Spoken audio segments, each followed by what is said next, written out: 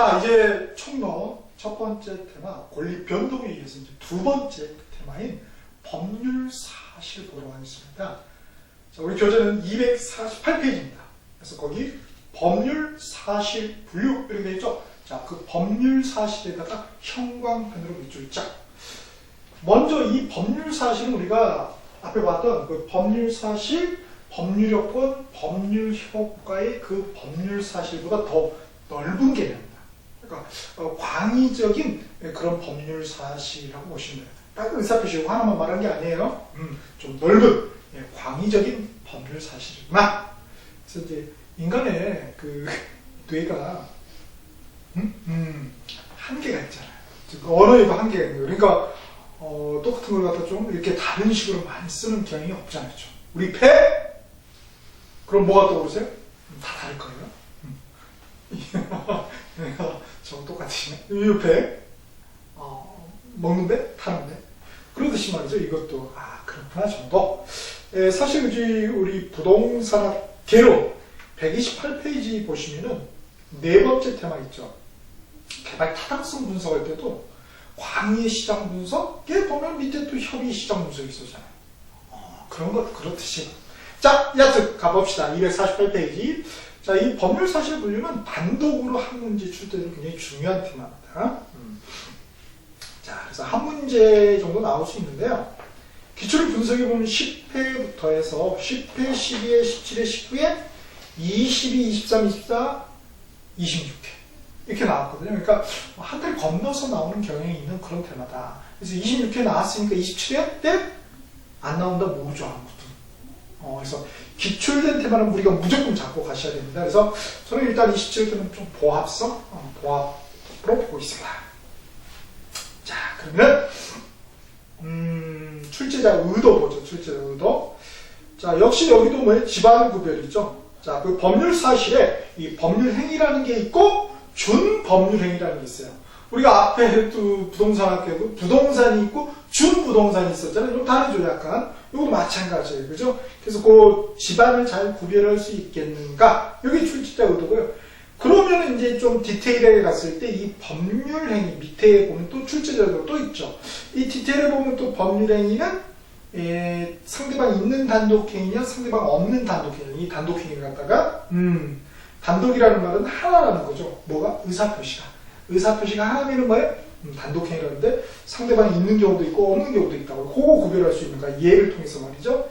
그 다음에 어떤 법적인 형식, 방식을 요구하냐? 그러면은 요식행위, 요구한다 방식에서 요식행위 필요 없어. 그러면 불요식행위. 요거 두 개 구별하는 거. 그 다음 의무 부담행위하고 처분행위 구별할 수 있겠는가? 이거 법률행위하고 나면 뒤에 뭔가 설거지할 게 남아있냐 이거예요. 우리 매매하면 설거지할 게 남아있죠? 잔금 치를 때 만나서 등기 넘겨줘야 되잖아요. 대금 넘겨줘야 되잖아요. 그런 그 매매를 갖다가 우리가 의무 부담행위다. 즉 채권행위를 말하는 거예요. 그 다음에 의무가 부담이 없는 그런 걸 갖다가 우리가 처분행위다라는 거예요. 처분행위. 결국 뭐예요? 이 처분을 다 넘겨버리는 거죠. 쌀이 다. 즉 잔금 치를 때 그 행위, 즉 물권행위라고 보시면 되겠어요. 그거 구별하는 거. 그래서 예전에는 시험에 뭐가 잘 나왔냐면은 그 요식이냐 불요식행위냐 요거 구별하는 게 잘 나왔고요. 그러다가 그 단독행위 상대방 있냐 없냐 요걸 물어보다 최근에는 이 의무 부담행위냐 처분행위 여기에 포커스를 맞추고 있어요. 그러니까 이렇게 자꾸 트렌드가 있는 것 같아요. 그래서 지금은 이제 뒤쪽에 트렌드. 그러나 항상 유행은 뭐예요? 돌고 돌아서 복구되는 경향이 있죠. 그 다음에 이제 준법률행위에서는 의사의 통지하고 관념의 통지라는 게 있거든요. 의사의 통지하고 관념의 통지라는 거 이제 표현행위 중에 그게 있는데 그거 역시 잘 구별할 수 있겠는가? 결국은 뭐예요? 집안 구별은 그렇습니다. 집안 구별에. 자, 먼저 광의적인 법률 사실 분류를 한번 보죠. 248페이지 거기 보니까 용태라는 놈하고 사건이라는 놈이 있네요. 용태는 보니까 사람의 정신작용에 기인한 것. 뭔가 사람의 정신작용이 있으면은 용태라고 해요. 그 다음에 사건은 뭐예요? 사람의 정신작용에 기인하지 않는 것. 인간의 삶과 죽음, 우리가 어떻게 할 수 있나요? 시간의 경과, 부당행 이런 거 들으면 사건이다. 그 다음에 용태는 보니까 다시 겉으로 그죠? 표출된 외부로 표출된 그 외부적 용태하고 표출되지 않는 내부적 용태가 있다. 그래서 행위다, 의식이다 이런 게 있어요. 그 의식에 보니까 선이냐 악이냐 뭐 소유 의사 이런 것들 그죠? 외부로 표출되지 않으니까 그 다음에 이제 중요한 것은 뭐예요? 외부로 표출된 그 용태 행위죠. 그래서 행위를 보니까 적법 행위가 있고 위법 행위가 있고 그래요. 근데 우리 시험은 당연히 어디에 포커스를 맞추겠어요? 당연히 이제 적법 행위에 포커스를 맞추겠죠. 위법 행위에서는 채무 분류행 이게 좀 중요하죠. 채무 분류행. 근데 이제 여기 법률 사실 분류에서는 바로 이제 그 적법 행위에 포커스를 맞춘다. 자, 거기에 적법 행위 보니까 다시 법률행위형 준법률행위 나오죠. 자, 법률행위 준법률행위. 자, 빨간 펜으로 밑줄하겠습니다. 준법률행위 보니까 뭐라고 있어요? 법률적 행위다. 뭐라고요? 법률적 행위다. 그럼 뭐예요? 그죠? 법률은 아니라는 거잖아요. 적이라니까. 무슨 적이다. 저 사람은, 저 선생님은 홍평이 적으로 생겼다. 홍평이 아니에요. 홍평이 아니라는 거잖아요. 똑같아요. 그럼 그래. 그죠? 그래서 법률적이 들어가냐? 적이 빠졌나? 적.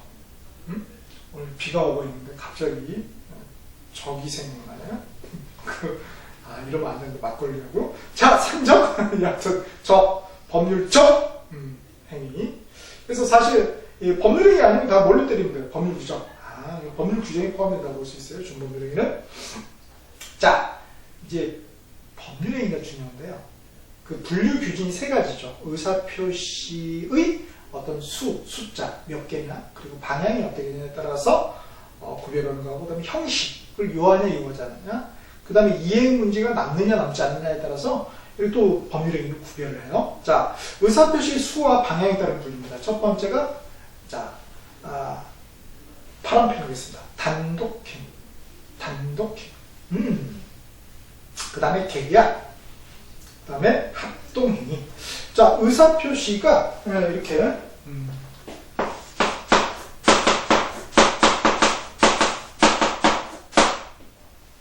의사표시가 하나예요.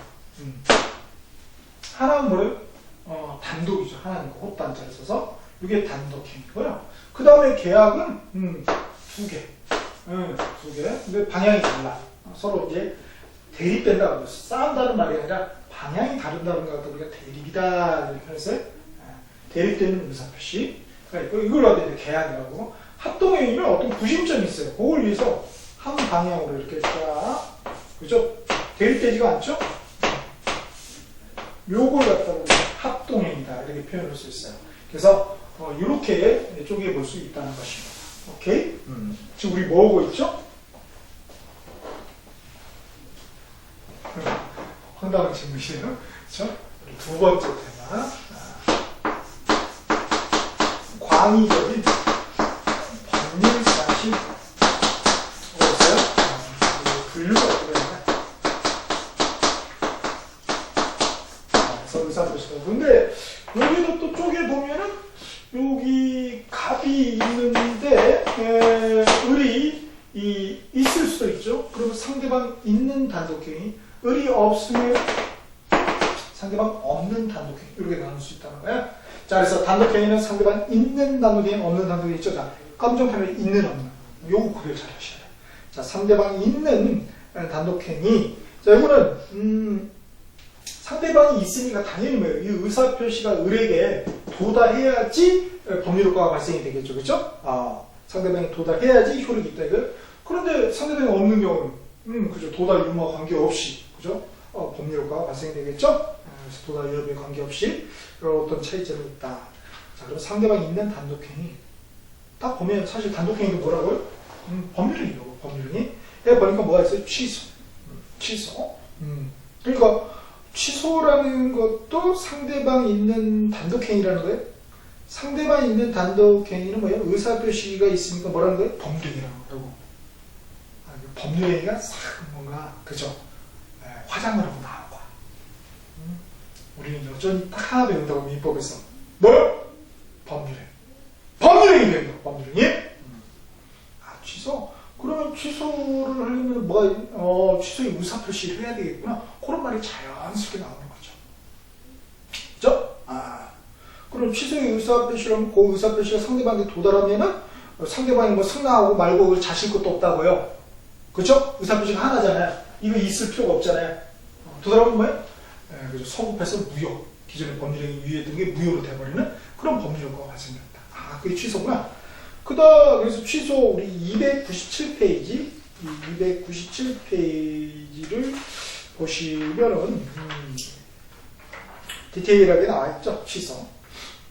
그 얘기를 또 오게 될 거예요. 297페이지 그 표 있죠. 무효 취소에 보니까 내용에서 정의 첫 번째 하얀 줄에 보니까 애초에는 효력이 발생했으나 취소라는 적극적 행위 가로를 뭐라고 했어요? 상대방 있는 단독 행위 즉 법률행위.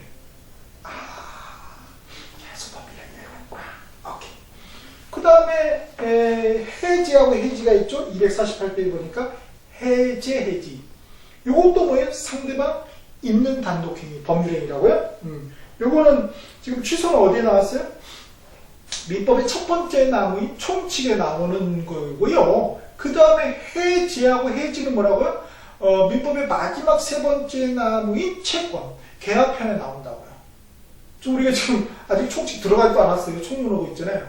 이것마저도 뭐예요? 전체를 다 연계해서 이해해야지만 이해할 수 있다고. 그러니까 처음에는 뭐예요? 그냥 그런 게 있었지 하고 싹 빨리 지나가는 게 중요하다고요.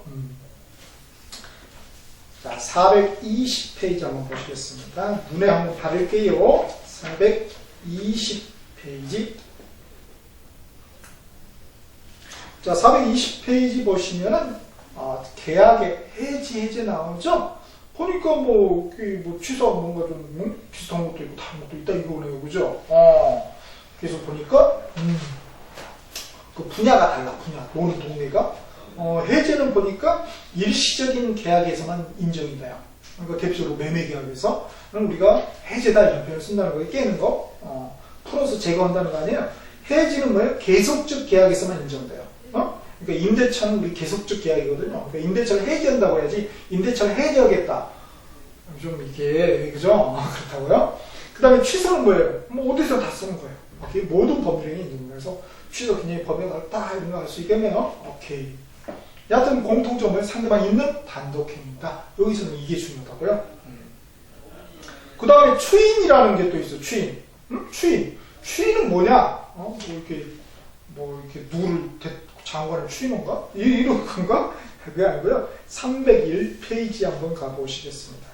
자, 301페이지 보시면은 거기에 300페이지 먼저 300페이지 보면은 143조 추인의 방법과 효과 나와있죠? 그게 보니까 뭐예요? 추인, 가로를 제가 법률행위라고 해요. 법률행위 중에서 뭐예요? 상대방 있는 단독행위. 오케이. 그래서 이제 구체적인 개념 정의는 301페이지 날개박스 맨 위에 보시면 추인. 쫓을 추자, 인정을 인자예요. 쫓아가지고, 즉 추후에 쫓아가지고, 그렇다. 인정을, 의사표시하는 거예요.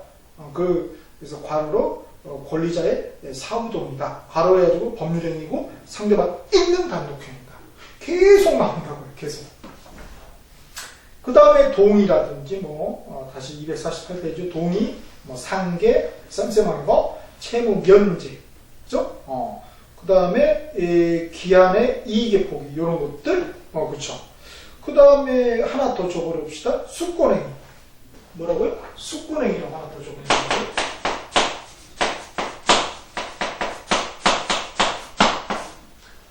줄 숫자. 네, 우리가 이렇게 줄 숫자. 다른 숫자도 있지만 줄 숫자도 있잖아요. 가르침을 주는 사람은 교수라고 그러잖아요. 그러듯이 줄 숫자. 권리를 줘요. 어떤 권리? 대리권이라는 권리. 그래서 대리권을 갖다가 수요하는 그런 법률행위. 대리권 수요행위입니다. 그럼 상대방이 있나요? 있죠. 그렇죠. 대리인이 있죠. 그런데 상대방이 오케이 해야지 그런 게 아니라 그냥 주면은 도달하면은 뭐예요? 우리한테는 대리권이 발생이 되는 거예요. 지가 행사하지 말고 그건 추후의 문제죠. 그렇죠? 그러므로 또 우리가 뭐예요? 수권행위다. 우리 객관식 시험에 보면은 대리권 수행이다 정말 나왔어요. 그렇죠? 그래서 대리권 수행은 뭐예요? 상대방 법률행위로서 상대방 있는 단독행위라는 거예요. 그래서 거기다 하나 더 적어놓읍시다. 수권행위, 대리권 수행위. 그 이익의 폭이 다음에다 봐요. 컴마해가지고. 오케이. 이렇게 강구를 하는 거죠. 근데 이것도 이해하려면은 281페이지, 281페이지 보시면은 맨 밑에 그림 있죠. 요거 이제 대리 상대관계를 또 이해해야 되거든요. 그래서 본인이 이 대리인한테 대리권을 수여하는 행위, 대리권 수행위를 뭐라 한다? 수권행위를 한다. 라는 거예요. 그러면 이제 대리권 관계가 딱 생기는 거죠. 오케이. 그 다음, 248페이지 다시 하셔서요. 상대방 없는 단독행위 뭐였어요? 유언. 유언. 그쵸? 유언. 몰래 혼자 유언장 작성하잖아요. 몰래. 불러가지고 막 이렇게 가족들 다 불러가지고 유언한다. 그건 법적인 유언이 아니에요. 그건 그냥 우리가 유언이라고 표현하는 거지 법적으로 유언이 아니에요. 유언이 굉장히 엄격하거든요. 이런 요건을 다 갖춰야 돼요. 그런 걸 유언이라고 그러지 뭐 이렇게 돌아가실 때 유언 하신 분 없어요. 그죠? 이렇게 호미하시잖아요.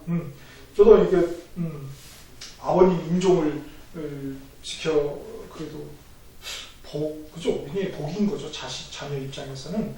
지켜봤는데, 그런 거 없더라고요. 드라마에서 봤던, 막 이렇게 불러가지고, 뭐 이렇게 상 보면은 뭐 별 얘기를 많이 하시잖아요. 그렇지 않더라고요. 그죠? 뻥인 거죠. 그래서 우리가 알고 있는 그 유언은 뭐예요? 유언이 아닌 거예요. 뭐예요? 작별인사. 작별인사. 드라마에서 본 유언은 유언이 아니에요. 굉장히 다른 겁니다. 유언장도 써야 되고 굉장히 엄격하다고요. 자, 그런 유언, 몰래 혼자 작성하는데 상대가 없어. 왜요? 상대가 부으면, 애를 부으면 뭐예요? 완전히 칼부림 납니다. 칼부림 나요. 그쵸? 자, 그렇게. 그 다음에 유언에다 하나 더 써놓으실 거예요. 유증. 뭐라고요? 유증. 유증도 마찬가지예요. 유언에 의해서 주는 거. 유언에 의한 증여를 갖다 유증이라고 해요. 나 죽으면 이거 누구한테 주겠다. 그 유증이라고 해요. 이것도 상대방 없는 단독행위다. 그 다음에 권리 포기하는 거. 내가 그냥 포기하면 되죠. 그 다음에 그 재단법인 설립행위. 그죠? 재단법인은 뭐냐? 재산의 집단을 갖다 우리가 재단이라고 그래요. 대표적인 게 장학재단 있잖아요. 그죠? 그런 거. 또 뭐예요? 그냥 자기가 혼자 만드는 거잖아요. 그런 거예요. 그래서 상대방 없는 단독행위다. 이렇게 보시면 되겠습니다. 오케이? 자, 다음에 이제 계약이 있어요. 우리 전형계약. 전형이라는 건 민법 법천, 전에 형태가 있는 계약. 그래서 가로에 있는 14종이 나와요. 14종. 우리가, 우리 시험범에 있는 매매 교환 임대차가 그 전형계약 중에 하나입니다. 405페이지를 한번 날라가 보실까요? 405페이지. 거기 보면은 이제 계약. 우리 세 번째 나오죠. 채권의 계약 파트인데, 종류에 보니까 전형계약, 비전형계약 나와있죠. 그래서 전형계약, 민법 규정의 14종의 계약이다. 그래서 증여부터 해서 쭉 나오죠. 현상광고까지. 그죠? 그 다음에 그 외의 계약은 우리 비전형계약. 우리 대표적으로 공인중개사법에 나오는 중개의뢰계약이 있죠. 갑돌이하고 나하고 개업 공인중개사 하는 그 계약은 중개의뢰계약이라고 하잖아요. 그건 민법 법전에 나오잖아요. 비전형계약이다. 공인중개사법에 나오죠. 그런 것들이 다 뭐예요? 청약과 승낙이 있는 거죠. 그렇죠? 그러니까 다 뭐예요? 계약이에요. 청약이 있죠. 승낙이 있죠. 그렇죠? 계약이구나. 비전형 계약이다. 그 비전형 계약에다가 컴마하고 하나 더 써놓으실까요? 뭐라고 생각해요? 합의 해제. 뭐라고요? 합의 해제.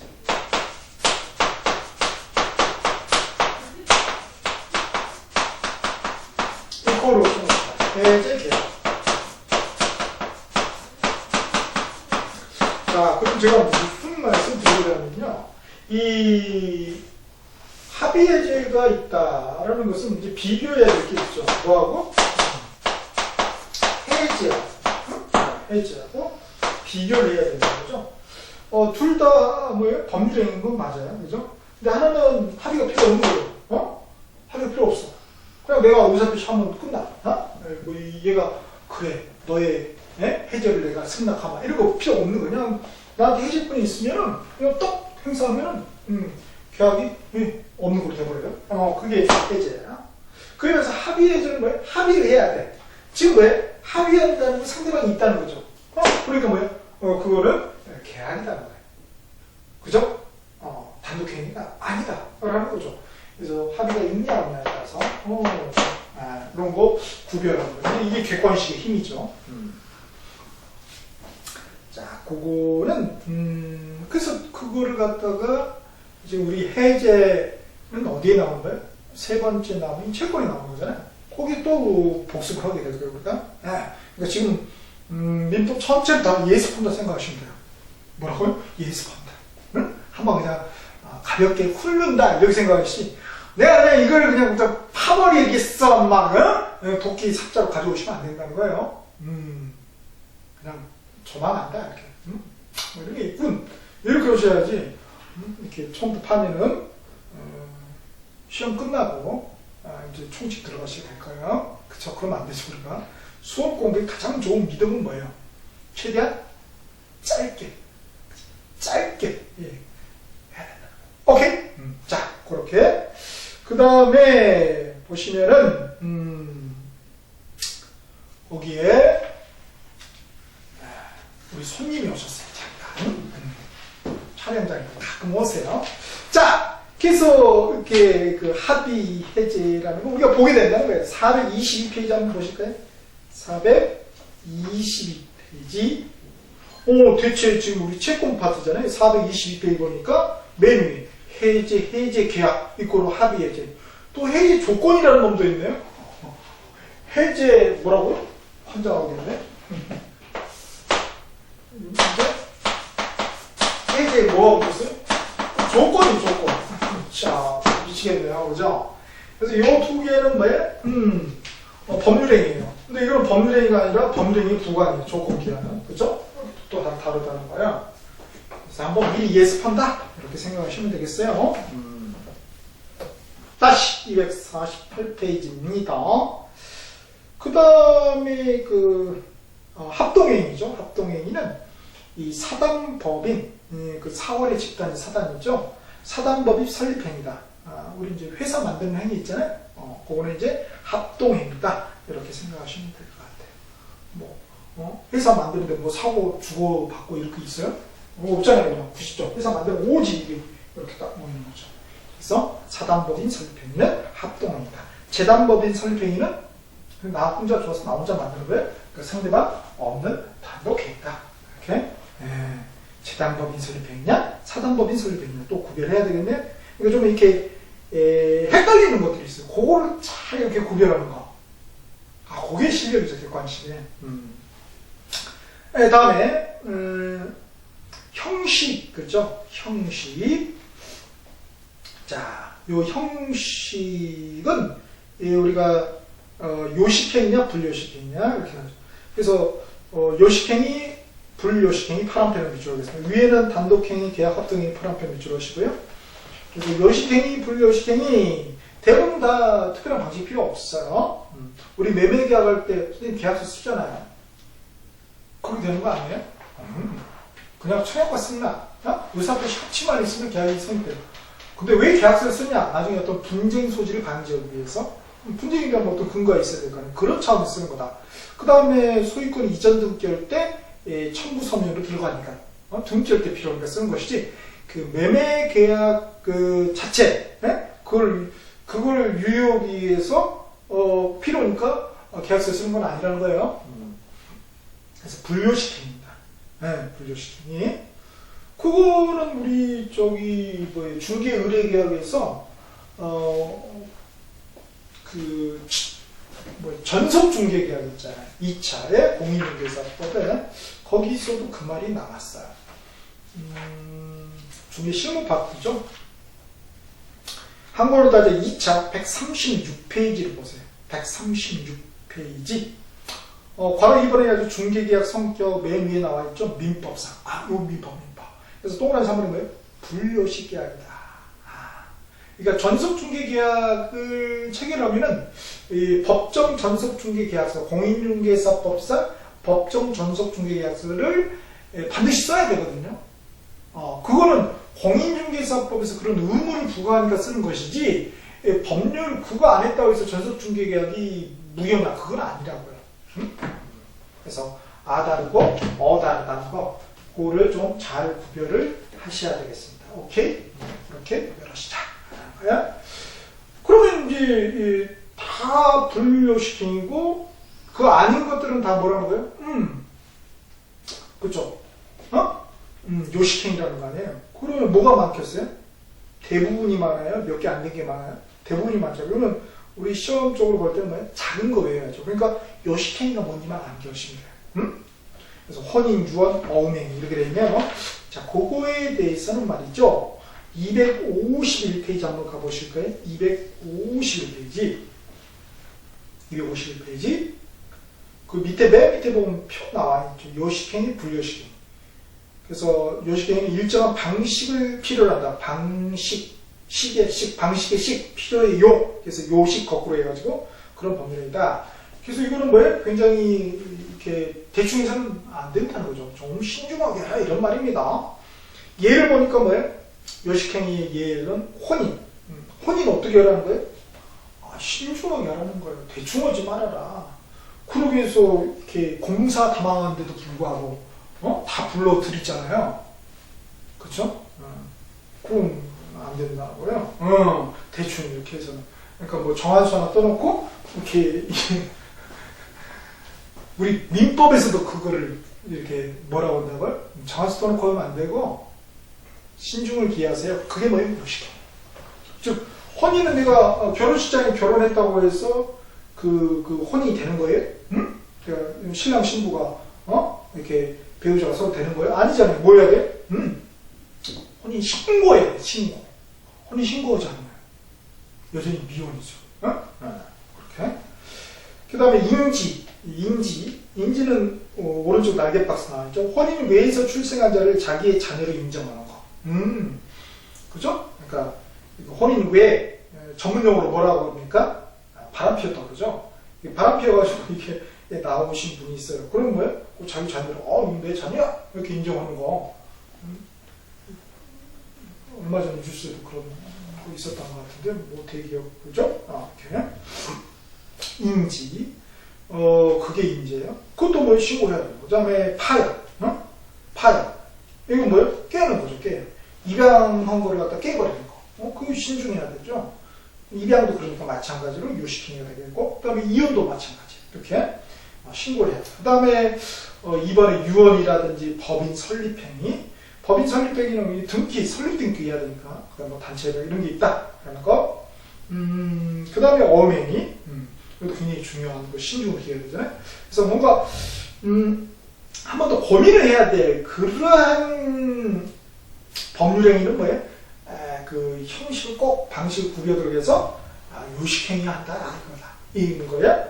그러니까 우리가 요식행위에 뭐가 있는지 그런 정도만 아시면 될 것 같아요. 사실 우리 뭐 이렇게 뭐 인지 우리 뭐 인지쌤 들어봤어 이런 인지 우리 시험방이 아니거든요. 그래서 좀 내기는 뭐 할 거예요. 그래서 예전에는 나왔거든요. 근데 지금은 안 나와가지고 왜? 공인중개사 그것까지 알아야 되나? 그럼 우리한테 변호사 자격증 주지. 그쵸? 그렇게 되거든요, 사실. 그래서 지금 좀 약하다. 자, 그러면 최근의 트렌드는 뭐냐? 바로 세 번째, 이행의 문제. 요게 이제 집중적으로 나오고 있어요. 그죠? 그래서 이행의 문제가 남으면은 의무부담행위예요. 그래서 우리가 알고 있는, 거기 위에, 불교식행위 있죠? 불교식행위 대부분의 법률행위다 했잖아요. 그죠? 거기다 하나 더 써놓읍시다. 뭐요? 요거 수권행위, 대리권 수요. 요거 하나 더 써놓읍시다. 그러니까 저건 뭐예요? 상대방 있는 단독행위면서 의사표시를 불기준으로 보면은 상대방 있는 단독행위. 그 다음에 형식을 기준으로 보면 뭐예요? 불교식행위가 되는 거죠. 시험에 많이 나왔거든요. 오케이. 그래서 그거 하나 더 적어봅시다. 그 다음에 이행 문제가 나오면 의무부담행위. 그래서 채권행위예요. 그 다음에 이행의 문제가 남지 않으면 처분행, 우리 물권행위 대표적으로, 그 다음에 준물권행위가 있다는 거. 그러니까 그림, 이미지 딱 떠올려야죠. 의무부담행위는 계약하는 날, 요때 행위겠어요? 계약 마지막 날, 잔금 치는 날이겠어요. 그렇죠. 계약하는 날. 계약하는 날, 우리 갑하고 을하고 매매 맺은 거. 그게 뭐예요? 의무부담행위죠. 갑은 어떤 의무가 부담이 됩니까? 소유권 넘겨줄 의무가, 그쵸, 부담이 되는 것이죠. 을은 대금 지급할 의무가 부담이 되는 거죠. 나중에 설거지할 일이 남아있으면 뭐예요? 의무부담행위. 그 대표적인 뭐예요? 채권행위라는 결국은, 그러니까 의무부담행위, 파란편으로 줄자. 그 다음에 이행의 문제가 남지 않으면 뭐예요? 처분행위. 그죠? 처분행위. 그래서 물권행위가 우리 대표적인 거죠. 물권행위. 그러니까 계약하는 날이 아니라 잔금 치릅니다. 소유권 이전행위. 갑은 뭐예요? 소유권 등기, 이전 등기 관련서를 넘겨주고, 을은 대금 이렇게 넘겨주고, 잔금 넘겨주는 거, 그거, 그 행위, 그게 뭐라고? 처분행위. 깔끔하잖아요. 나중에 뭐 만날 일 있어요? 이렇게 갑이 을순이 이사할 때 가서 이렇게 축하합니다. 꽃다발을 갖다 줘야 되는 화장지 집들이 할 때 갖다 줄 그런 의무가 남나야 안 나요? 도덕적으로는 남을지 모르겠지만 법적으로 민법적으로 남지 않는다. 그러니까 깔끔하게 끝나는 게 뭐예요? 처분행. 더 이상 볼 일이 없어. 잔금 치르고 나면 이제 더 이상 보이지 않잖아요. 그겁니다. 그거. 그러다 뭐라고 그래? 처분행위라. 그래서 처분행위는 우리 물권행위뿐만 아니라 대표적인 물권행위가 소유권 이전행위 또는 뭐 소유권 이전 합의라고 그러죠. 가로로 써봅시다. 소유권 이전 합의, 소유권 이전 합의. 아니면 뭐 이렇게 지상권 설정이, 지역권 설정, 저당권 설정 이런 거 말이죠. 저당권 설정이 이런 것들도 다 물권이죠. 그래서 물권 파트에 그게 나오잖아요. 그 다음에 준물권이 채권 양도, 그 다음에 채무 면제. 이것도 뭐예요? 마치 물권에 준한다 이거죠. 그래서 처음에 나중에 볼 일이 없다 이렇게. 채권 넘겨줬으면 넘겨주고 더 이상 볼 일이 없죠. 채무 면제해 주셨으면 또 부를 거예요? 내가 면제해 주시면 밥사. 찌질해서 찌질해. 그 볼 일이 없죠. 깔끔하게. 그죠? 그래서 더 이상 볼 일이 없다. 설거지할 일이 없어서 처분했다 이거요. 그래서 의무부담행위하고 처분행위 그거 파란 펜으로 밑줄 쫙 그읍시다. 자, 그럼 뭐죠? 요게 이제 최근에 트렌드라고 그랬죠? 의무부담행위하고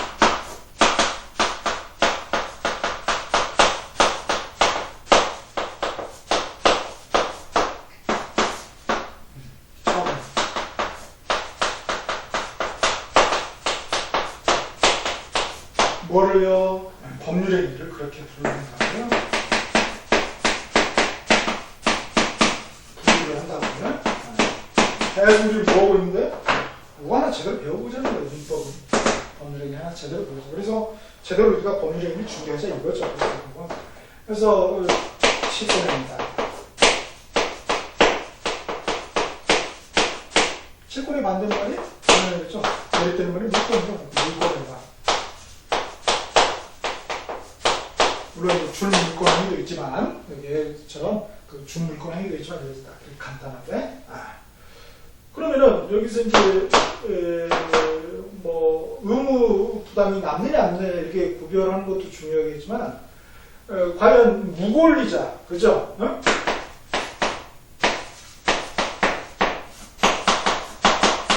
무권리자의 이런 행위들이 어떻게 되냐? 법률행위다. 즉 의무부담행위, 채권행위를 갖다 무권리자가 했어요. 그러면은 그에 따른 그 행위의 효과는, 법률 효과는 어떻게 될 것입니까?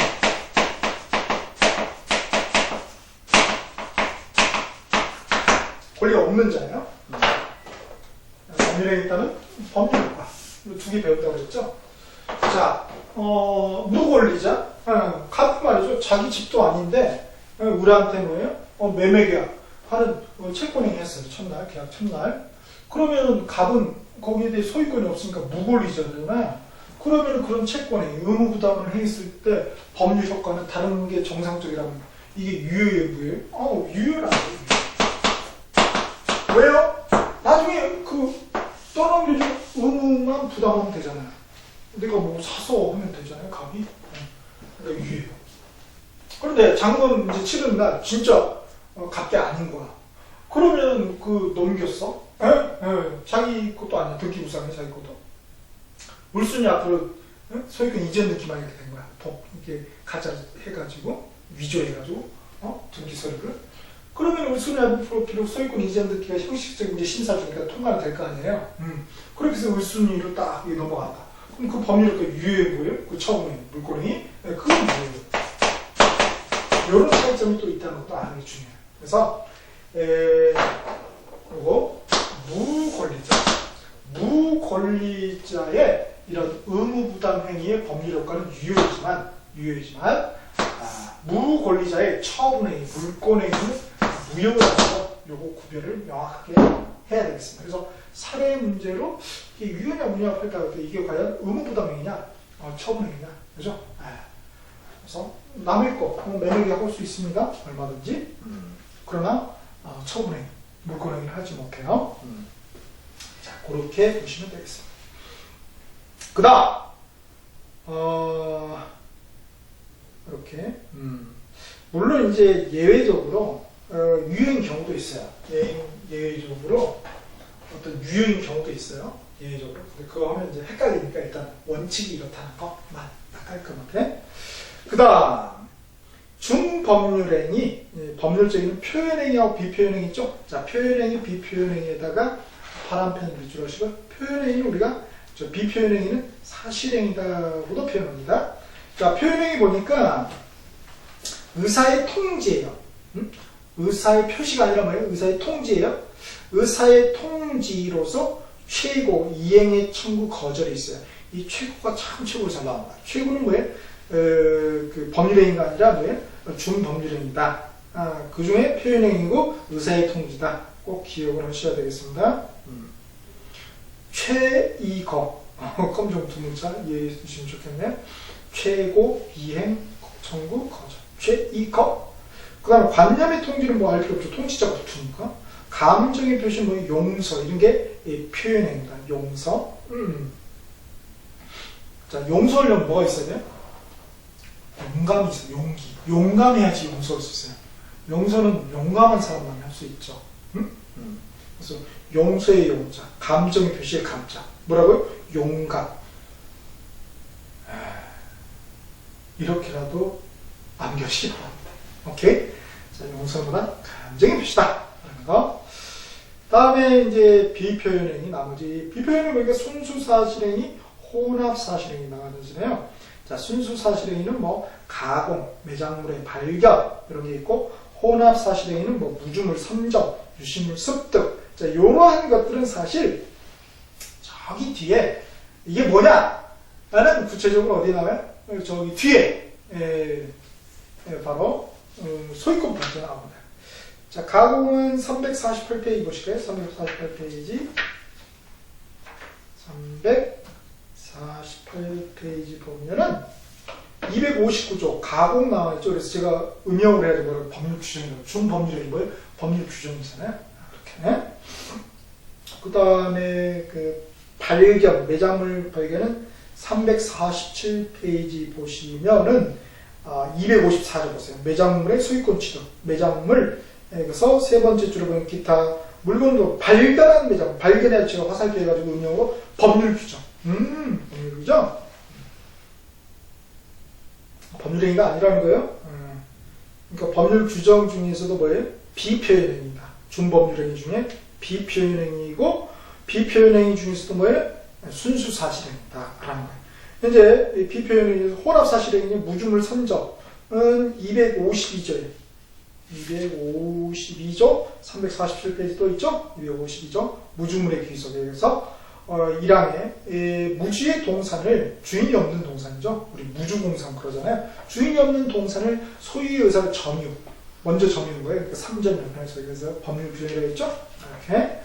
그 다음에 유실물 습득은 밑에 3점. 유시인물의 소유권 취득에서 밑에 줄에 보면 습득한 자가 그 소유권을 취득한다. 그래서 습득해가지고 제가 화살표를 법률 규정해놨죠. 우리가 배울 건 뭐예요? 법률 행위! 아니면 법률 규정 둘 중에 하나야. 근데 법률 행위가 대부분이죠. 오케이. 자, 그렇게 보시면 되겠습니다. 오케이. 그러면은 이거 한번 우리 계약하는 날, 계약하는 날 이 갑하고 을이 딱 하는 계약이 뭐죠? 이 법률행위가 매매잖아요. 매매를 갖다가 여기 한번 투영을 시켜볼까요? 자, 법률행위죠. 매매는 일단 법률행위예요. 준법률행위예요. 법률행위다. 법률행위 중에서 의사표시에 따르면 뭐죠? 그죠? 계약이죠. 계약. 그리고 형식에 따르면 분류시킴이고, 그 다음에 이행문제가 남으니까 의무부담행위다, 채권행위다, 이렇게 또 나눠볼 수 있겠네요. 그래서 요거 아니면 요거 딱 투영해가지고 볼 수 있어야 되겠습니다. 오케이. 자, 그렇게 그죠? 그러니까 맞네요. 그래서 제일 중요한 게 뭐예요? 그 이행의 문제가 남느냐에 따라서, 즉 계약하는 날은 뭐예요? 의무부담행위, 채권행위, 잔금 치는 날은 뭐예요? 처분행위. 이렇게 물권행위 이렇게 생각하시면 되겠습니다. 오케이. 자, 우리 총론 파트에서 두 번째 테마에 법률 사실 분류 예상과 구별을 해 보았습니다.